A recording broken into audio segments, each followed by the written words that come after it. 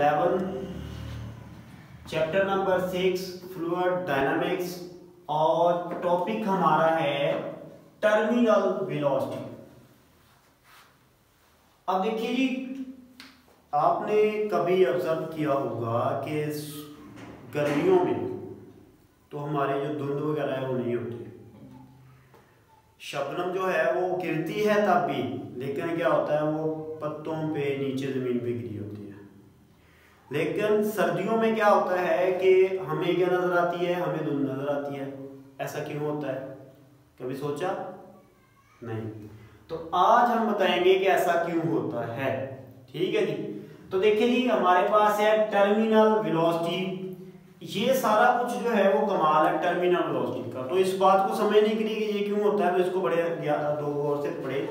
सबसे पहले डेफिनेशन आ जाती है, the maximum and continuous vertical velocity of a spherical body which acquire a drag force equal to the body weight। कि अगर अब देखिए इसकी मैं थोड़ी ट्रांसलेशन करता हूं कि मैक्सिमम एंड कंटिन्यूअस, एक तो ये है, दो इसमें होनी चाहिए कि आपके पास वेलोसिटी होनी चाहिए वर्टिकली डाउनवर्ड या वर्टिकली अपवर्ड, और फिर वो वेलोसिटी है वो मैक्सिमम भी होनी चाहिए और कंटिन्यूअस भी होनी चाहिए, ये ना कि रुक रुक के चल रही है, ऑफ अ स्फेरिकल बॉडी। और बॉडी कौन सी होनी चाहिए? बॉडी होनी चाहिए spherical, which acquire a drag force equal to the body weight, जो कि बॉडी वेट के साथ ड्रैग फोर्स को एक्वायर कर दे, अपने मतलब उसको गेन कर दे। हमने पढ़ा था कि जब भी हम किसी लिक्विड में से कोई चीज गुजरती है तो वो क्या करती है, उसको लेयरों के दरमियान में फ्रिक्शन का सामना होता है।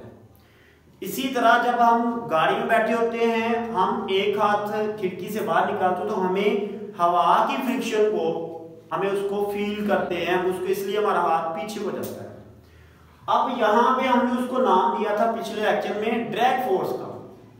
तो यहाँ पे बात ये हो रही है कि अगर हमारे पास, मैं कहता हूँ ये मेरे पास की वाटर का ड्रॉपलेट है, वाटर ड्रॉपलेट, क्योंकि हमने बात कर रहे हैं जी ये धुंध की। अब वाटर चाहता है, उसका ड्रॉपलेट चाहता है, उसका कतरा चाहता है कि मैं नीचे जाऊं। क्यों? क्योंकि उसको जमीन, उसमें मादा है और मादा को जमीन खींचती है, तो इसका मतलब उसका वेट उसको नीचे को लेकर आ रहा है। लेकिन उसके दौरान में हमारे पास एक फोर्स आती है ड्रैग फोर्स, जो कि कहती है कि नहीं ये रुक जाना चाहिए, तो ये ऊपर ही रहे। तो क्या करता है, दोनों के दरमियान में मुकाबला होता है। एक फोर्स चाहती है मैं नीचे आऊं, एक ड्रैग फोर्स कहती है नहीं ऊपर रखे। मिसाल के तौर पे मैं कहता हूं जी एयर की फ्रिक्शन है, ठीक है, तो ये क्या होता है कि ये वाला जो है इस मामले में बेचारा बीच में लटक जाता है और वो वहां पे साकन हो जाता है। बात समझिए? अब धुंध क्यों होती है? धुंध इसलिए होती है कि वो बेचारी लटकी होती है, वो जमीन उसको नीचे खींच रही होती है, ड्रैग फोर्स कहती नहीं तूने नीचे नहीं जाना, ठीक है। तो क्या होता है, वो दरमियान में बिल्कुल एक जो है वो लिंक हो जाती है। तो उसके इसकी वजह क्या है, वो हमारे पास है टर्मिनल वेलोसिटी।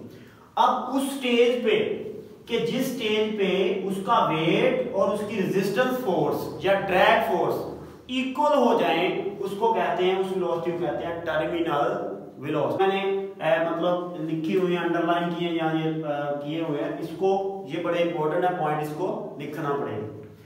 ये डिनोट करते हैं, वेलोसिटी के नीचे छोटा टी लगाते हैं, ये कहते हैं इसकी बेस में, तो ये होता है टर्मिनल वेलोसिटी। कैसे पढ़ते हैं? Terminal velocity. एक्सप्लेनेशन करते हैं कि let we have a water droplet, हम एक वाटर ड्रॉपलेट को रखते हैं, ये हमारे पास है, ऑफ वेट उसका W है, एंड ड्रैग फोर्स जो अप्लाई हो रही है उसके ऊपर इज Fg, फोर्स ऑफ, ठीक है। अब फोर्स ऑफ ग्रेविटी,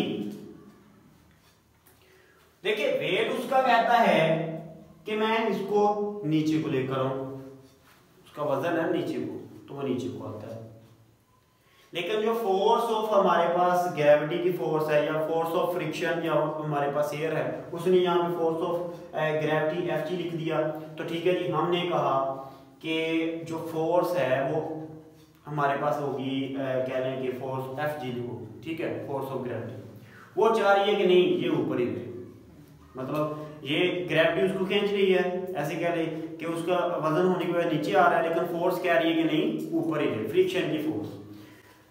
अच्छा वहां पे अब देखिए यहाँ पे ये हमने इसको बता दिया कि एट स्टेज, जब वो स्टेज कि हमारा वजन ड्रॉपलेट का बराबर हो जाए फोर्स ऑफ ग्रेविटी के, जो फोर्स इसको ऊपर लेकर जा रही है मतलब रोक रही है उसके बराबर हो जाए वजन के, तो क्या करेगा ये वाला ड्रॉपलेट रुक जाएगा और इसको कहेंगे टर्मिनल वेलोसिटी। अब जी वैल्यू इसकी कैसे कैलकुलेशन करनी है, आपने ये चीज यहां से लेकर यहां तक पहले लिखनी है। मैंने ये इसलिए नहीं लिखी क्योंकि स्पेस भी कम है, वक्त भी कम है, तो मैंने ये नहीं लिखी कि let we have a droplet weight W and drag force जो है इसके साथ हमने वो डायग्राम बनाई। यहां से आपने कहना है कि अब देखिए एक ड्रॉपलेट अगर नीचे आ रहा है, फर्ज करो कि ये एक ड्रॉपलेट है, उसपे सारी फोर्सेस जो अमल कर रही होंगी क्या होगी, मास उसका वजन उसका कह रहा है मैं नीचे आऊं, लेकिन उसमें से फोर्स ऑफ ग्रेविटी माइनस होती जा रही है। ऐसी बात समझ आई? नहीं समझ आई? देखिए ये चाह रहा है मैं नीचे आऊं, लेकिन ये उसमें से उसकी वैल्यू को, उसकी पावर को निकालती जा रही है, निकालती जा रही है, ये देखिए निकली जा रहा है उसमें से। तो एक स्टेज वो आती है कि जब आपकी ये वाला जो है वो रुक जाता है। जब रुक जाता है इसका मतलब क्या होता है, इसका मतलब ये रुक गया तो फोर्स उसके ऊपर कोई नहीं लग रही, जीरो हो जाती है। वहां पे जहां पे हमारे पास, जब हमारे पास वो ड्रॉपलेट रुक जाता है उसकी फोर्स जीरो हो जाती है। क्यों?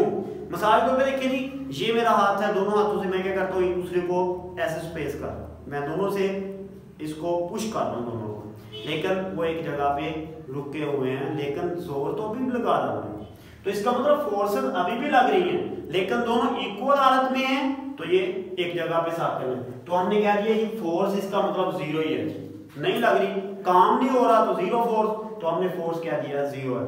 यहां से जब इसको इधर लेकर आएंगे तो हम कहेंगे कि जो हमारे पास ड्रैग फोर्स है Fg वो बराबर हो जाएगी वेट के, इस कंडीशन में जब फोर्स हमारी जीरो हो जाएगी, और वो कंडीशन कब आएगी जब हमारा जो बॉडी है वो टर्मिनल वेलोसिटी पर होगा।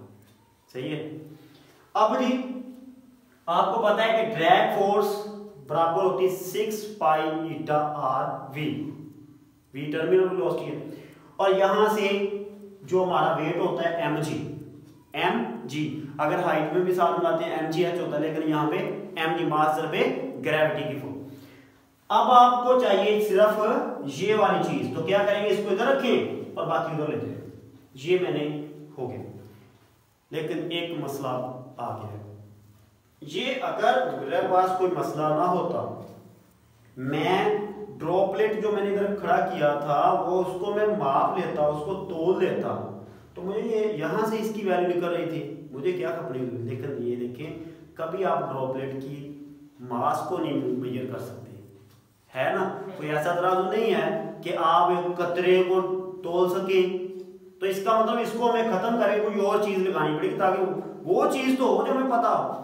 तो अब उसके लिए आते हैं मास ऑफ वाटर ड्रॉपलेट।